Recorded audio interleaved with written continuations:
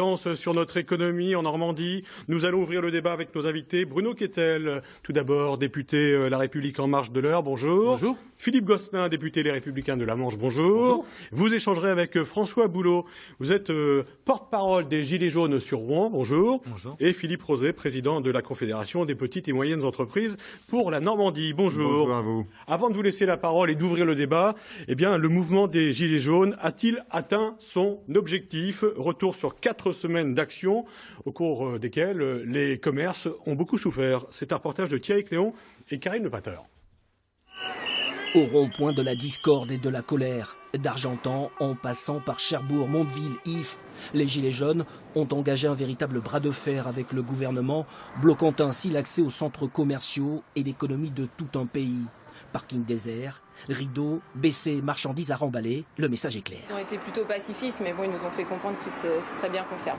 Après 4 semaines de mobilisation, les actions de filtrage ou de blocage impactent nécessairement le quotidien des consommateurs et des commerçants, appelés désormais à adhérer à l'esprit de ce mouvement.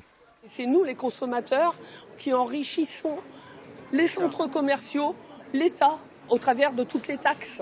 Il n'en demeure pas moins que pour certains commerçants, dont les comptes sont dans le rouge, si cette action perdure, cette vague jaune pourrait finir par emporter tout un pan de l'économie locale. François Boulot, bonjour. Je le disais, vous êtes un des porte-parole des Gilets jaunes pour la ville de Rouen. Est-ce que vous pensez que le mouvement des Gilets jaunes, quand on entend ça, justement, est allé un peu trop loin ou pas? Ben non, pas du tout, parce que c'est le gouvernement et le président de la République qui ont décidé de ne rien écouter depuis le début du mouvement. Et d'ailleurs, 3 semaines avant que le mouvement ne démarre, les revendications, déjà un certain nombre avaient été faites et aucun recul, aucune mesure n'avait été annoncée. Si bien que le terrain sur lequel nous nous plaçons aujourd'hui, c'est le pouvoir exécutif qui l'a décidé, c'est celui du rapport de force. Ils n'entendent que cela. Et quand je dis rapport de force, j'entends bien sûr blocage de l'économie. Et il n'y a que comme ça, malheureusement, et nous le regrettons, que nous arrivons à nous faire entendre. Et la meilleure preuve, c'est que les Gilets jaunes ont réussi ce que personne n'a réussi à faire depuis 18 mois, faire reculer l'exécutif. Alors, on va voir les chiffres, justement, parce que vous dites qu'il faut paralyser l'économie, il faut bloquer l'économie pour se faire entendre.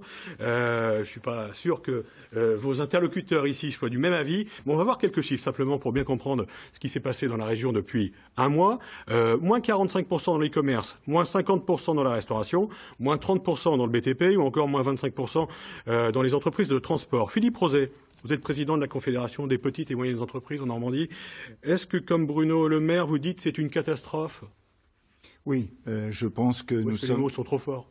Non, je pense que nous sommes arrivés à un moment crucial depuis un mois que les Gilets jaunes ont bloqué l'économie.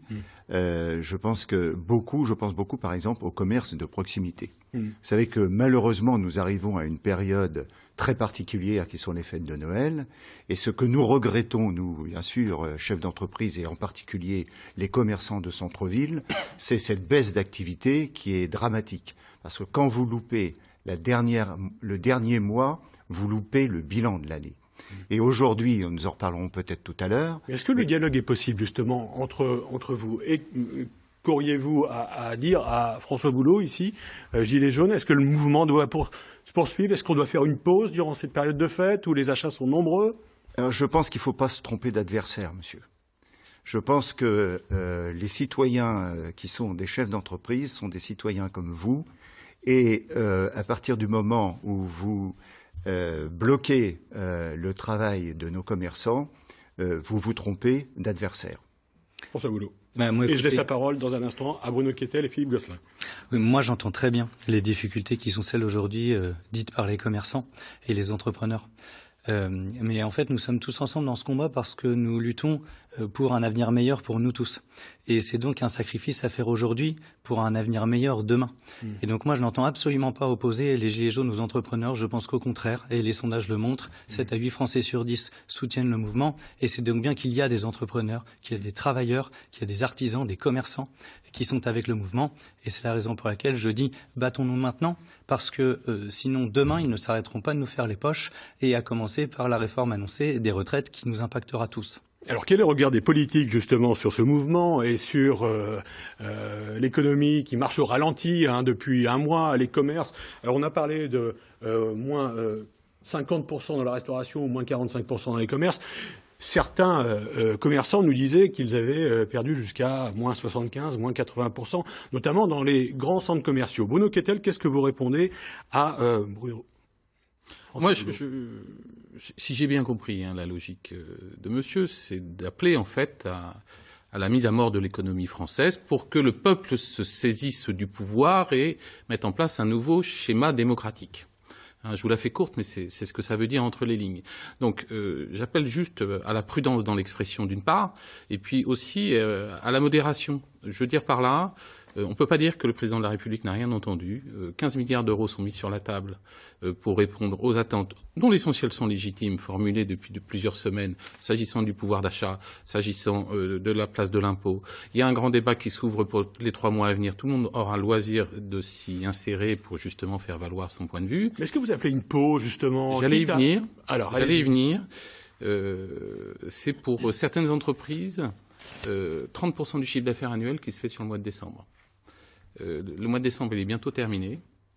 Lorsque ces boîtes auront fermé, lorsque ces gens auront été licenciés, je ne sais pas s'ils auront un avenir meilleur, comme vous le disiez tout à l'heure. Je sais qu'ils seront en très grande difficulté, beaucoup plus qu'ils ne le sont aujourd'hui. Je ne pense pas que ce soit à la fois raisonnable et responsable d'en appeler ainsi. Philippe Gosselin. Écoutez, je crois qu'on a un mouvement qui est un mouvement profond, dont les racines sont bien anciennes, et on a été très nombreux, et un peu moins peut-être au début dans la majorité, mais Bruno Kettel fait partie de ceux qui ont ouvert un peu les yeux aussi, un mouvement très profond, et je pense que le gouvernement aurait pu répondre réellement plus rapidement à un certain nombre de demandes. Maintenant, je constate, et je le dis sans me pincer le nez, que lundi dernier, le président de la République a quand même donné un certain nombre d'indications, en donnant des compensations ou en supprimant l'augmentation de la CSG, en défiscalisant les heures supplémentaires. Donc il y a des signaux qui sont envoyés. Et moi, j'aurais tendance à dire que non, je tourne pas la page, mais si tout n'est pas réglé, il y a des signaux qui sont donnés. Il va falloir faire d'ailleurs des réformes de structure parce que les 15 milliards dont on parlait tout de suite, ils sont pas financés pour le moment. Donc ça va quand même poser quelques questions dans les mois à venir. Mais est-ce qu'on ne risque pas de lasser quelque part? Encore une fois, c'est ce que je disais, nous sommes à 9 jours de Noël. Juste pour terminer, je crois que puisque ces signaux sont donnés, qu'il y a 3 mois de concertation, je pense qu'il est grand temps. Comme on terminait une grève à une certaine époque, il est grand temps, effectivement, de rentrer, non pas sagement en pliant les gaules, mais de rentrer pour que le reste de l'économie puisse respirer. Quand on aura supprimé des emplois parce que les entreprises seront sur la paille, on ne sera pas bien avancé. Alors on va écouter justement la réaction, vous parlez d'économie régionale, de Vianney de Chalut. C'est le président de la Chambre de commerce et d'industrie de Normandie. Il représente plus de 100 000 entreprises dans la région. Et vous allez l'entendre, il tire la sonnette d'alarme lui aussi. Alors nous, ce qui nous revient de nos entreprises, on représente 110 000 entreprises en Normandie, 70% sont impactés. Donc les plus impactés, évidemment, c'est le commerce, c'est les hôtels, les restaurants, baisse de chiffre d'affaires de 40 à 50% dans les mois les plus importants de l'année, qui sont les doubles mois. Et tout ça pour favoriser Amazon et le e-commerce, qui eux payent pas les mêmes taxes qu'eux. Les commerçants disent, on se trompe de combat. On nous prend en otage, c'est pas nous qui sommes responsables des taxes, c'est pas nous qui sommes responsables de tout ce qui arrive. François Boulot, qu'est-ce que vous répondez à ça justement? C'est pas nous, vous trompez de cible? Très simplement, je crois déjà qu'il faut comprendre que parmi les gilets jaunes, on peut dire qu'il y a 2 catégories. La première, c'est les gens très modestes qui vous disent maintenant depuis un mois qu'ils n'arrivent plus à vivre mais qui ne font que survivre. Et puis vous avez également les gilets jaunes qui sont la classe moyenne et qui ont un ras-le-bol d'être autant taxés sans avoir aucune contrepartie, puisque tous les services publics sont en train de s'effondrer, soit parce qu'ils disparaissent dans les communes, soit parce que leur qualité s'affaiblit, c'est-à-dire les hôpitaux, la justice, donc on parle même des services régaliens de l'État. Et par conséquent, une fois que vous avez posé ce constat-là, il faut si vous voulez comprendre que il faut un changement de cap sur la politique de fond. C'est donc la responsabilité on l'a entendu, ce sont des revendications qui reviennent régulièrement depuis le 17 novembre, depuis le premier jour d'action. Je réponds à votre question. Oui, il faut donc un changement de cap politique. Le problème, c'est que le gouvernement se refuse à le faire. Et si quelqu'un autour de cette table a une autre idée d'action pour effectivement faire céder le pouvoir exécutif, eh bien, je les entends avec plaisir. Parce que pour l'instant, la seule chose qui a fonctionné, c'est la paralysie ou le ralentissement de l'économie. Qu'est-ce qu'on pourrait faire justement pour sortir de cet affrontement entre le gouvernement et les Gilets jaunes? On a du mal à trouver des représentants, des porte-paroles. Vous en êtes un, ça s'organise un peu, mais il n'y a pas de discussion possible. Bruno Kettel. Mais effectivement, c'est très difficile de dialoguer avec des personnes qui refusent elles-mêmes de désigner des porte-paroles, ou lorsqu'un porte-parole est désigné, celui-ci se voit tellement menacé qu'il préfère se rétracter. Donc tout ça est un peu compliqué quand même d'avoir les bons interlocuteurs au bon moment. Le moment démocratique, c'est le suffrage universel. Nous sommes dans une démocratie représentative. Vous l'avez dit tout à l'heure, le président de la République, de votre point de vue, a cédé. Moi, je dirais simplement, il a écouté, entendu et réagi en conséquence. Et on ne va pas tout de même lui reprocher. Maintenant, il a été élu il y a 18 mois, non pas parce que la société française allait très bien, non pas parce que la démocratie était en pleine forme, mais justement parce qu'elle était en crise depuis des décennies. Et une société comme la nôtre, avec 70 millions d'habitants, ça ne se répare pas en 18 mois. Il faudra une ou plusieurs générations pour remettre les choses sur pied.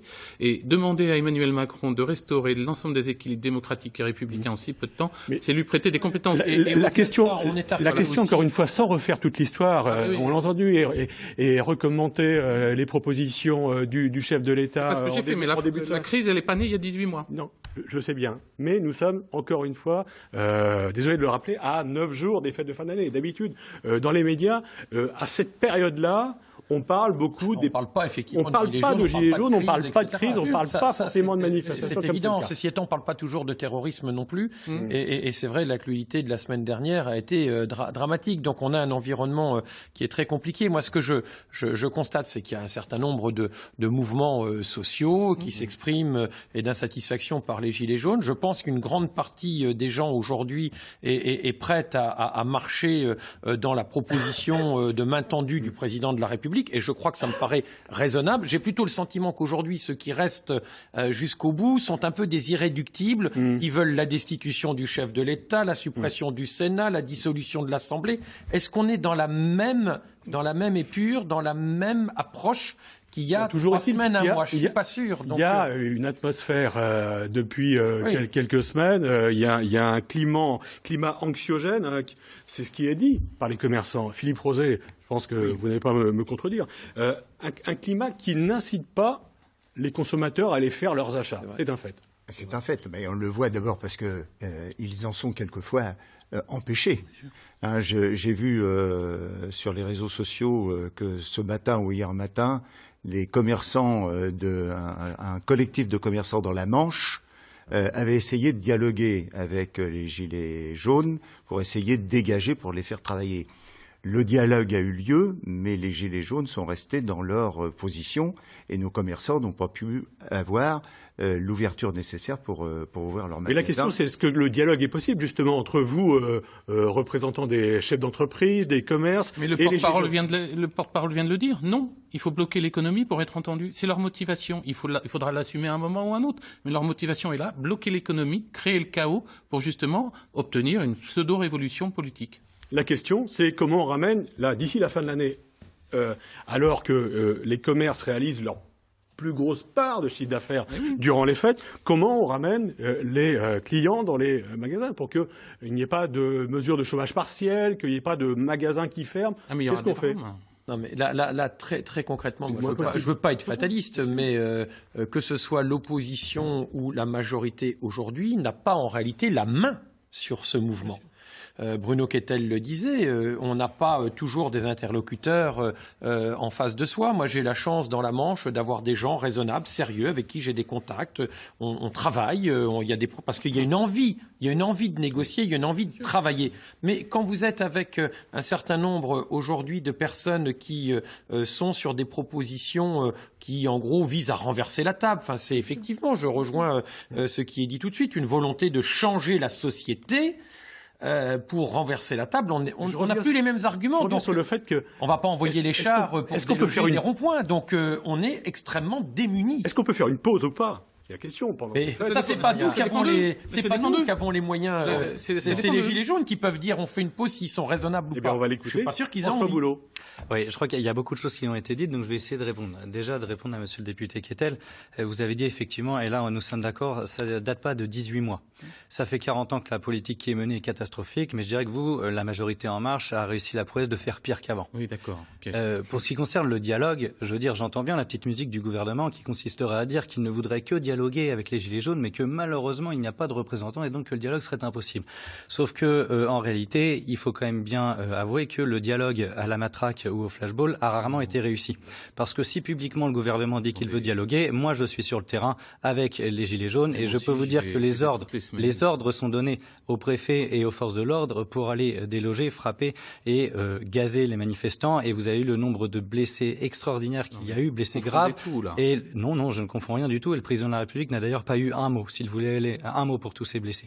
S'il voulait apaiser, je pense que effectivement, il aurait fallu au moins avoir un mot d'empathie. Monsieur Mélenchon n'a pas eu un mot pour les policiers blessés. Je voudrais juste répondre simplement pour rester sur notre thématique. On a dit beaucoup de choses. Encore une fois, le débat il est ouvert depuis un mois. On n'a pas forcément les solutions, on n'a pas les clés, puisqu'il y a encore des ronds-points qui sont occupés et des gilets jaunes qui veulent rester dans le mouvement. Et passer les fêtes, certains disent même on va rester jusqu'à Pâques. Pourquoi pas? Ceci étant, ceux qui sont dans les ronds-points, honnêtement, manifestent tranquillement et ne bloquent pas l'économie, ce qui est vraiment très gênant. Et ça, c'est pas ça le plus gênant. Ce qui est vraiment très gênant, c'est quand il y a des manifestations qui bloquent les centres-villes, les marchés de Noël, etc.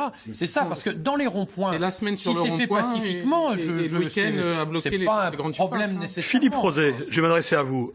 On entendait le président de la CCI Normandie à l'instant dire que, on se trompait de cible. Les commerces qui sont touchés, qui sont pénalisés, ne devraient pas l'être. Les Gilets jaunes devraient prendre conscience que ceux qui font du bénéfice, pour l'instant, ce sont ceux qui vendent par Internet. Et justement, il y a des sondages qui circulent. Un sondage Opinionway cette semaine, 43% des consommateurs privilégient les ventes en ligne.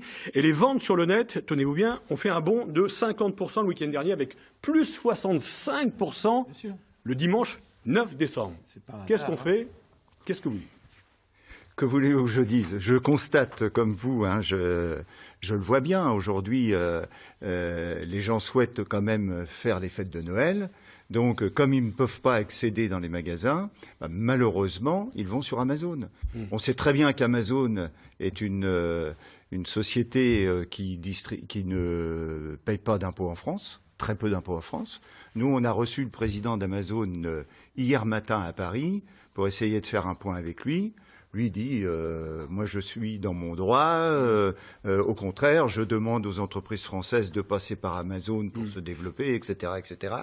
Donc les gens de chez Amazon se réjouissent, entre guillemets, j'ai le regret de le dire, mais nous disent mais nous vivons ça et continuez. Est-ce que vous sentez que les choses peuvent changer dans les jours qui viennent là, que les clients peuvent revenir dans les magasins, des centres commerciaux, écoutez, des centres-villes? Il y a des appels, tout le monde, nos organisations professionnelles, le gouvernement, les députés, les uns et les autres, demandent à chacun de faire un effort pour aller acheter dans les magasins de proximité, etc. Il y a un appel, si vous voulez, à avoir une action solidaire pour soutenir nos magasins. Moi, je reviens sur les magasins tout à l'heure. Il y a quand même, en Normandie, il commence à y avoir des licenciements économiques importants. Je sais que dans l'Orne, il y a des licenciements économiques, entre autres sur un certain nombre d'entreprises qui tournent autour du contrôle technique, puisque vous savez qu'il y a eu tout un enjeu autour de la voiture. Bon, on en reparlera peut-être tout à l'heure, parce que le démarrage de tout ça... Que demandez-vous? Vous avez deux politiques ici sur le plateau, deux parlementaires. Bien sûr. Qu'est-ce que je demande? Que leur demandez-vous? Attendez, vous savez... Est-ce qu'on peut compenser? Non, je sais bien. Mais il y a un certain nombre de propositions qui ont été faites, simplement, par le gouvernement, étalement des échéances fiscales et sociales, par exemple. Est-ce que ça vous satisfait? Oui, alors, déjà, si vous voulez, moi je pense que dans une entreprise, quand une entreprise va mal, il faut toujours que ceux qui dirigent, y compris le chef d'entreprise, montrent l'exemple. Je pense qu'aujourd'hui, si vous voulez, au plus haut niveau de l'État, il faut qu'on montre l'exemple. On nous a expliqué qu'on aidait les citoyens à travers des aides, etc. Mais on ne nous a pas expliqué les efforts qu'allait faire le gouvernement. Mais est-ce qu'il faut un effort, justement? Est-ce qu'il faut un dédommagement de cette crise? Oui, est-ce qu'il faut... Attendez, le problème, c'est qu'à une demande chaque fois... d'accélération des procédures d'indemnisation des assurances pour toutes les entreprises touchées par des pertes d'exploitation. Est-ce que ça va dans le bon sens? Bien sûr, parce que ça, c'est les effets. Oui. Mais c'est les effets. Nous, ce qu'il faudrait, c'est travailler sur les causes. Hein. Et on n'est pas là, on passe son temps, en France, à tendre la main aussitôt qu'il y a un problème. C'est pas ça, la solution. Alors moi, c'est vrai, j'ai toute une liste que j'ai amenée, sur laquelle on pourra évoquer tout à l'heure, de soutien aux entreprises en difficulté, en accord avec la directe, etc. On pourra évoquer ça après.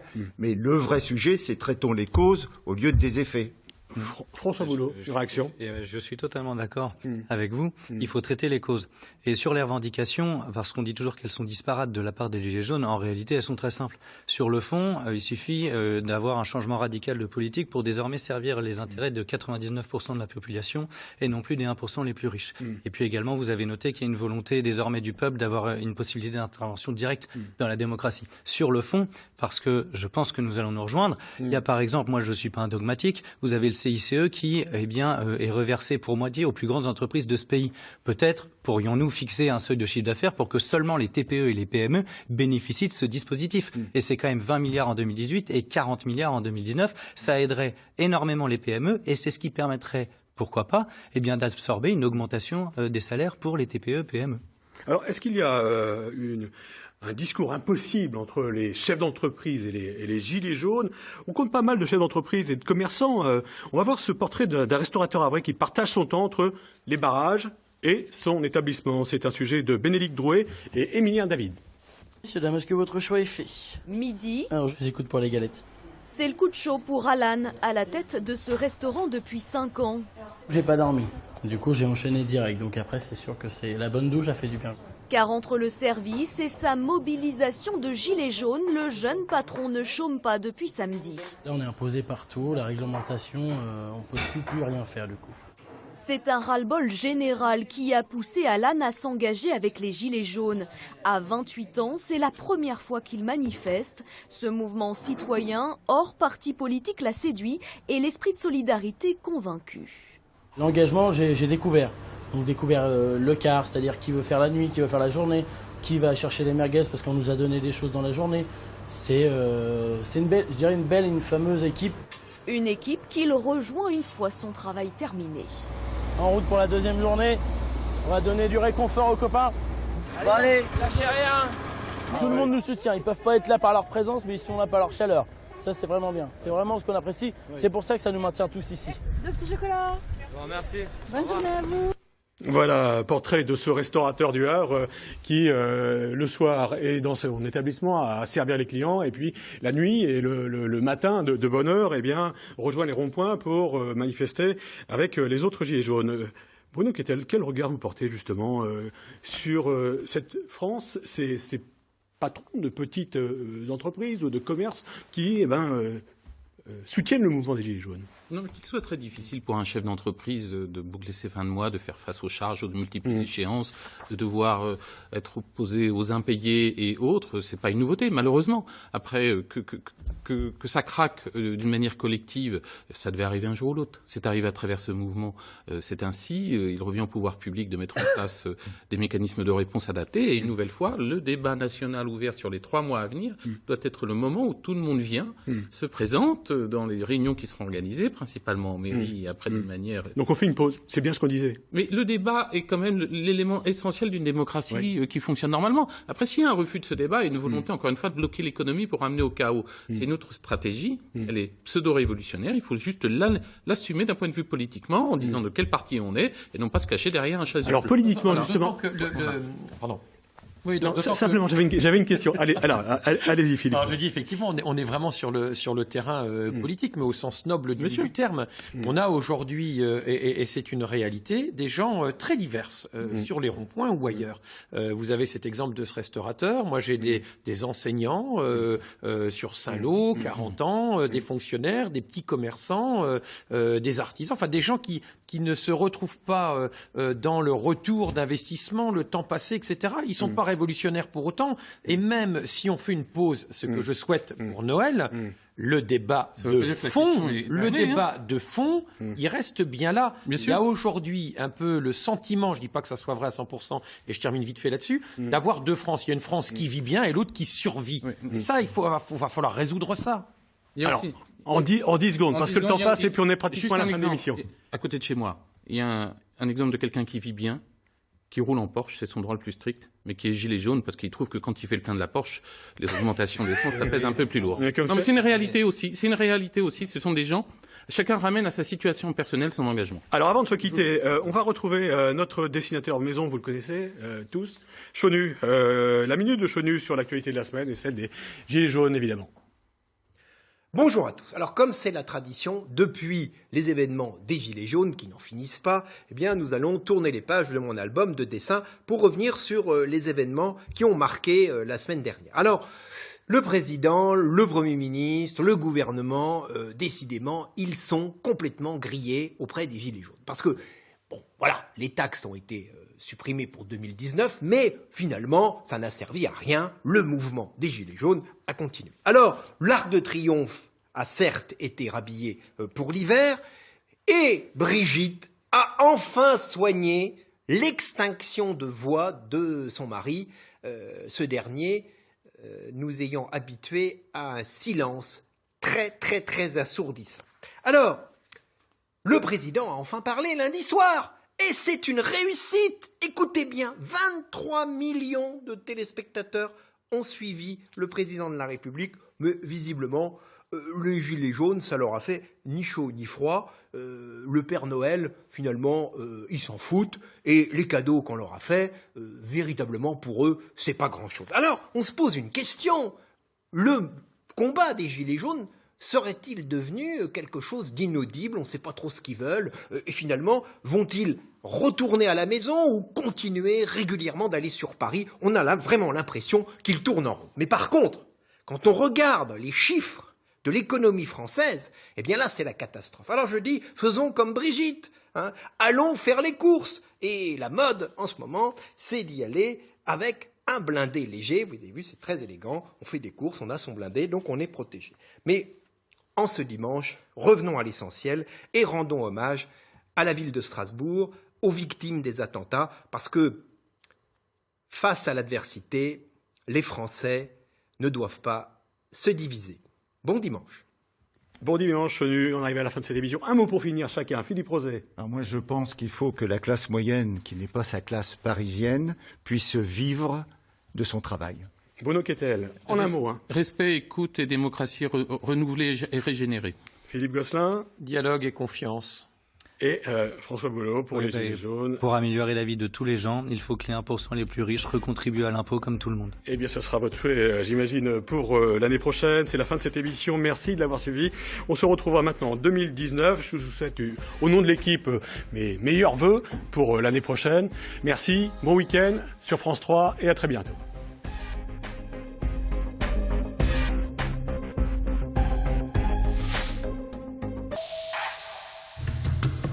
Avec un père dessinateur, Villemot connaît une vocation précoce.